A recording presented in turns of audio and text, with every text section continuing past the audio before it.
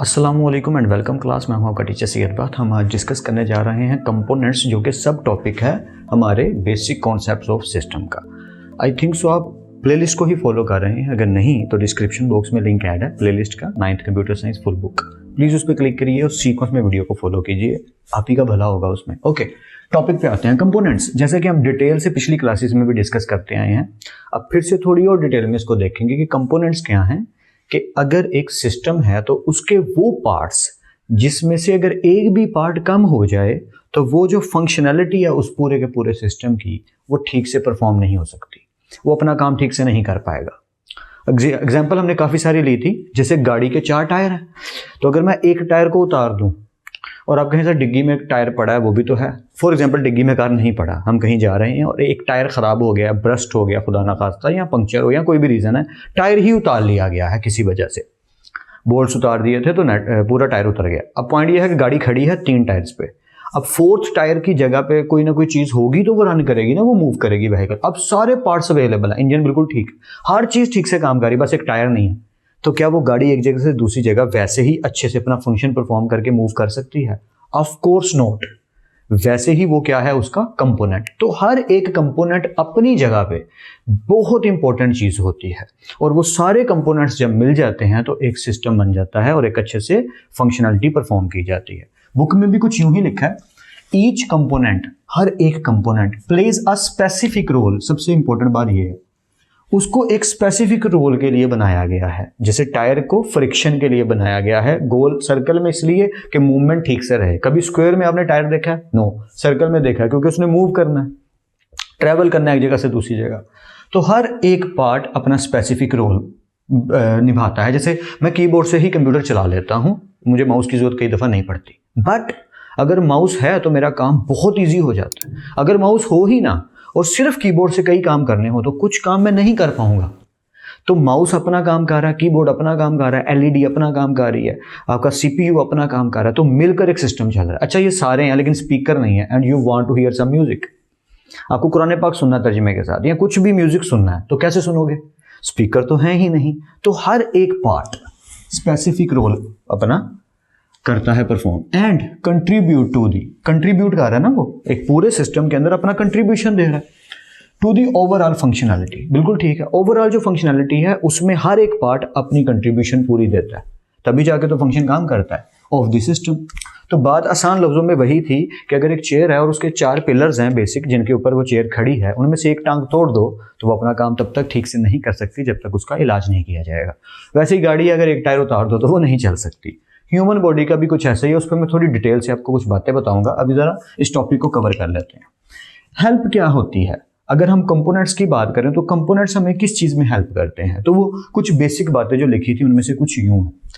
Identifying problems, बिल्कुल सही, आप प्रॉब्लम को आइडेंटिफाई कर पाते हो। जैसे मैं एग्जांपल देके ही समझाता हूं ताकि जल्दी समझ आ जाए। आप कंप्यूटर ऑन करते हैं और वहां लिखा आता है कि आपकी रैम की एक स्लॉट काम नहीं कर रही, लिखा आता है CPU 1 slot number 6, slot number 4, slot number 3। अब मुझे पता है मदरबोर्ड के अंदर मेरे 2 CPU लगे हैं, CPU 1 CPU 2। CPU 1 की जो DIMM 3 है, यानी कि 4 सॉकेट्स बनी होती है रैम की, वो तीसरी वाली रैम काम नहीं कर रही। तो क्या हुआ? उसने प्रॉब्लम मुझे खुद ही बता दी।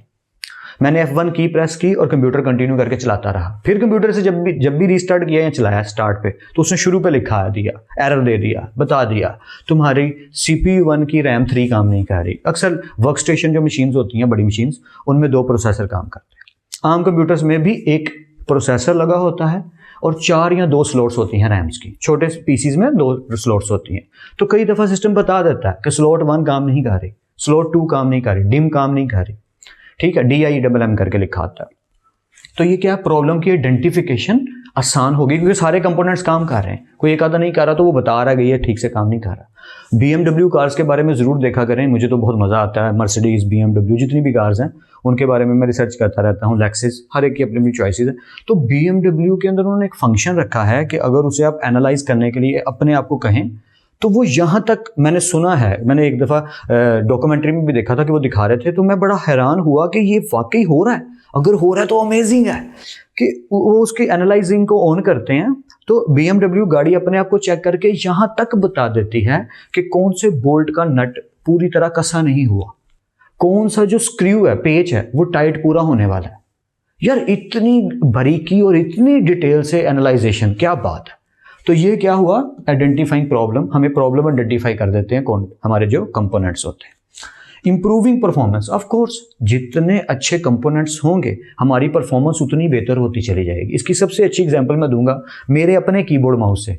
मैं अपने पर्सनल एक्सपीरियंस को आपसे शेयर करता हूँ। मैं सिंपल कीबोर्ड माउस यूज़ कर रहा था, मुझे गेमिंग का थोड़ा शौक है। गेम बड़े लेवल की जो होती हैं, हाई ग्राफिक्स वाली, Splinter Cell, Call of Duty, मैं उस टाइप की गेम्स खेलता हूँ, फीफा भी।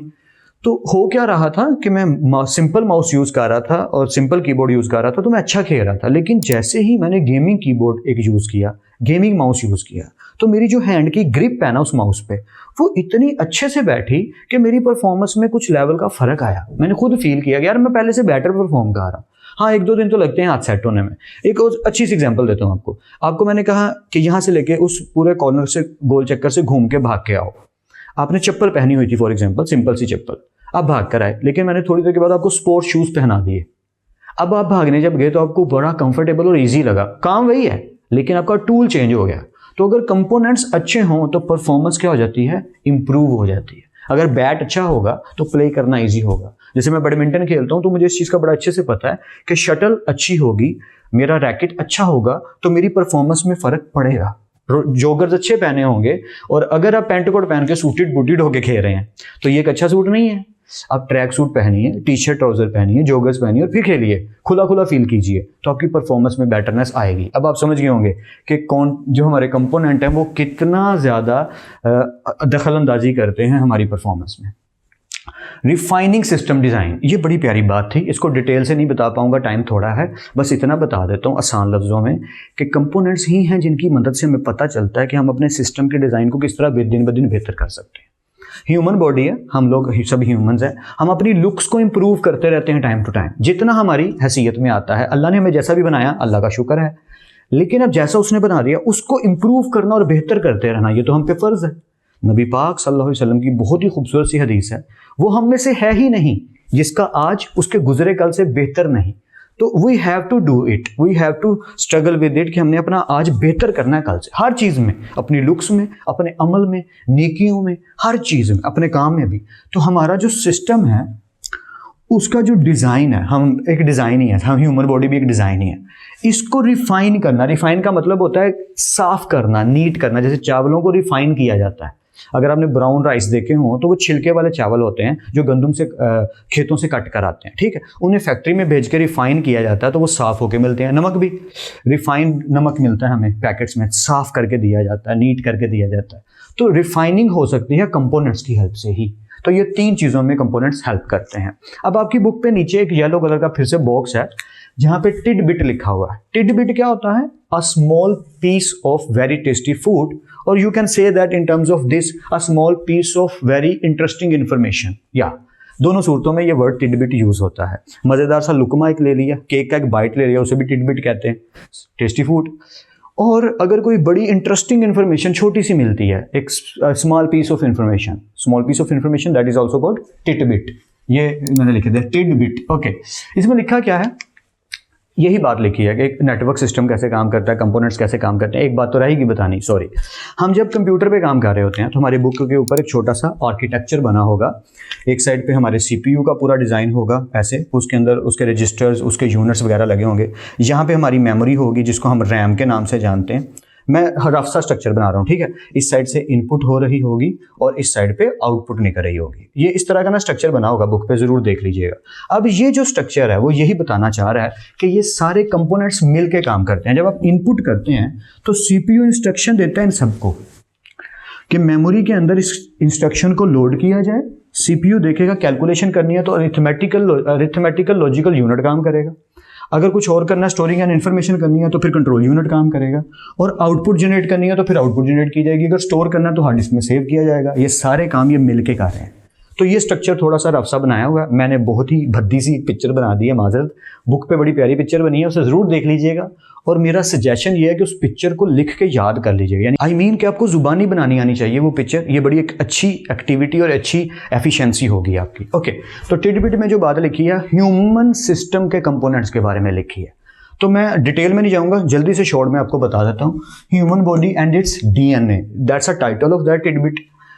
हमारे सिस्टम के अंदर डिफरेंट किस्म के सिस्टम्स काम कर रहे हैं, सब सिस्टम्स कहते हैं इनको। एक whole system, human brain, human body, और इसके अंदर एक छोटे छोटे फंक्शंस हैं, ठीक है, सब सिस्टम्स हैं। जैसे कार एक पूरा एक फंक्शन है, लेकिन उसके अंदर जो कार्बोरेटर काम कर रहा है वो एक सब सिस्टम चला रहा है, ठीक है। एसी का एक पूरा सिस्टम, वो एक सब सिस्टम, छोटे छोटे यूनिट अपना अपना सिस्टम चला रहे हैं। ह्यूमन बॉडी में जो बेसिक 3 कैटेगरीज बुक में लिखी हैं वो कुछ यूं हैं। एक है cardiovascular system. Cardiovascular system body में क्या करता है जी, ब्लड को सर्कुलेट करता है, मोटर चलाता है पानी की, ब्लड की मोटर चल रही है, ठीक है। फिर आता है रेस्पिरेटरी सिस्टम, ये ऑक्सीजन प्रोवाइड करता है, ऑक्सीजन की सप्लाई करता है। सबसे पहले बचपन में साइंस में यही पढ़ा था, इसलिए आई थिंक सो कईयों को याद भी होगा, रेस्पिरेटरी सिस्टम, ठीक है, ओके। सेरिब्रल सिस्टम क्या करता है, ये हमारे इंफॉर्मेशन को प्रोसेस करता है। अब ये इन्फॉर्मेशन को प्रोसेस करना क्या हुआ, मैं आपको आसान से तरीके से बताता हूँ। जैसे एक छोटे से बच्चे को कहते हैं ये जल्दी से कलमा याद करके आओ, ये वाला सबक याद करके आओ, वो जाता है, वो याद करके आ जाता है, तो वो करके सुना रहा होता है। और कई दफ़ा कहता है एक सेकंड मुझे याद आ रहा है, तो वो क्या कर रहा है, वो इस प्रोसेस के ऊपर, इस सिस्टम के ऊपर जोर दे रहा है, अपनी इन्फॉर्मेशन को प्रोसेस कर रहा है। कई दफ़ा हमें बात नहीं याद आ रही होती तो हम सोचते हैं, वो भी इसका हिस्सा है। कई दफ़ा हम थप्पड़ लगाते हैं, कई दफ़ा हम पंच लगाते हैं, कई दफ़ा हम खाना खाने लगते हैं, जो भी मूवमेंट हम कर रहे हैं वो सब इसी में आता है। हम इंफॉर्मेशन को प्रोसेस कर रहे हैं, मूवमेंट करवाना चाह रहे हैं, तो ये सारे सिस्टम्स आपस में मिल के चल रहे हैं। और पूरी बॉडी का digestive system, circular system, cardiovascular system, respiratory system, ये मिल के एक ह्यूमन बॉडी का पूरा सिस्टम चल रहा है। इसीलिए इसे कॉम्प्लिकेटेड मशीन कहा जाता है दुनिया की। अब इसमें से अगर एक भी सिस्टम ठीक से काम ना करे, मैं एक सादी सी एग्जांपल देता हूँ। फॉर एग्जांपल सबको छोड़ देते हैं, सिर्फ रेस्पिरेटरी सिस्टम रुक जाए, ऑक्सीजन नहीं, इंसान मर जाएगा, सिंपल सी लॉजिक। या फिर कार्डियोवैस्कुलर सिस्टम काम करना बंद कर दे, अगर ब्लड की सर्कुलेशन ही रुक गई या फिर मर गए, डेथ हो गई ना फौरन, क्योंकि सिस्टम रुक। तो एक भी सिस्टम अगर ठीक से काम नहीं करता तो human going to be dead, okay.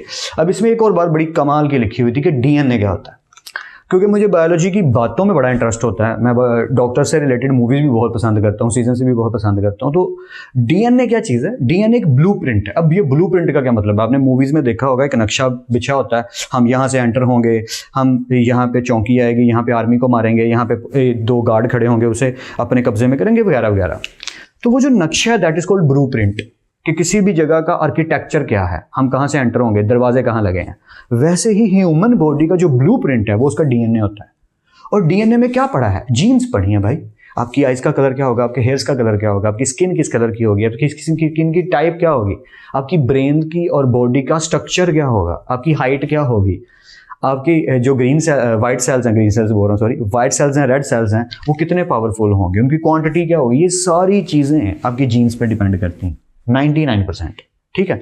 और जीन्स चलती है जनरेशन टू जनरेशन, हम इन हेरिडिटी में आई, पेरेंट्स से आई मुझे, तो चक्कर क्या, जनरेशन टू जनरेशन डीएनए पास होता चला जाता है। इसीलिए ही डीएनए टेस्ट भी अक्सर किए जाते हैं जब चेक करना होता है कि ये इनके फादर कौन है, इनकी मदर कौन है। केसेस में आपने मूवीज में जरूर देखा होगा। टॉपिक पे आते हैं, लॉन्ग डीएनए का क्या मतलब है, डीएनए का साइज क्या भाई, ये बड़ी अजीब सी बात है, आपको शॉकिंग भी लगेगा। आपको शायद अजीब लगेगा ये सुन के कि ज़मीन और सूरज के बीच में इतना ज़्यादा डिस्टेंस है कि जब सूरज की किरण पहली निकलती है तो उसको ज़मीन तक पहुंचने में, ट्रैवल करने में 10 मिनट से ज़्यादा टाइम लगता है। जी हाँ, जब सूरज ड्रॉप हो जाता है, गरूब हो जाता है, तो इंसान को दुनिया में 10 मिनट के बाद पता चलता है। उसकी ट्रैवलेंस इतना दूर है वो हमसे, बात को समझ पा रहे होंगे आप। अब आगे ज़रा गौर से समझिएगा। तो ह्यूमन बॉडी का जो डीएनए है, अगर हम उसे एक्सटेंड करके चांद तक, ज़मीन से चांद तक ले जाएं और फिर वापस लेकर आएं, चांद तक लेकर जाएं उस डीएनए को और फिर वापस लेकर आएं, मोर देन 600 टाइम्स, 600 से ज़्यादा दफ़ा ये चक्कर लगाएं तो उसकी लेंथ बनेगी। अब बात पकड़ पा रहे हैं, समझ पा रहे हैं, और वो ह्यूमन बॉडी में है। मतलब समझ रहे हैं ना, ये कितनी मिरेकल वाली, करिश्माती और क्या है कि मौजज़ाती किस्म की ह्यूमन चीज़ है। ह्यूमन खुद एक मौजज़ा ही है। साइंस आज तक नहीं इसको बना पाई। साइंस सारा कुछ कर सकती है, लेकिन एक उंगली काट के गायब कर दी जाए और यहाँ पे एक आर्टिफिशियल उंगली लगानी हो तो वो कितनी भी एफिशिएंट हो, इस फिंगर जैसी ताकतवर और प्योर और परफेक्ट नहीं हो सकती, क्योंकि इसे अल्लाह ने बनाया है। इसीलिए डॉक्टर जाकिर नाइक क्या कहते हैं कि अल्लाह ताला सबसे बड़े प्लानर और राइटर हैं, और सबसे दुनिया की कॉम्प्लिकेटेड और अच्छी मशीन और कमाल की मशीन इंसान है। अब आप समझ रहे होंगे वो बातें क्यों की गई थी कि human is a best machine of the world and most complicated and most complex machine of the world.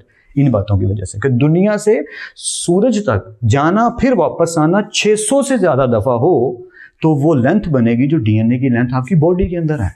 O my god, it's quite miracle and also quite interesting thing. And I think आपको मैंने कम bore किया और कुछ ना कुछ information ज़रूर दे दी होगी।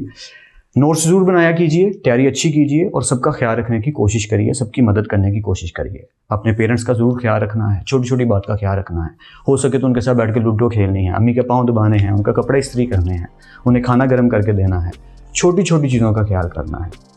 फिर मिलते हैं नेक्स्ट लेक्चर में। तब तक अपना और अपने घर वालों का बहुत ख्याल रखिएगा। खुदा आप सबको बेहद खुश रखे और बहुत कामयाब करे। खूब मेहनत करते रहिए लेकिन स्मार्ट वर्क के साथ। अल्लाह हाफिज़ क्लास।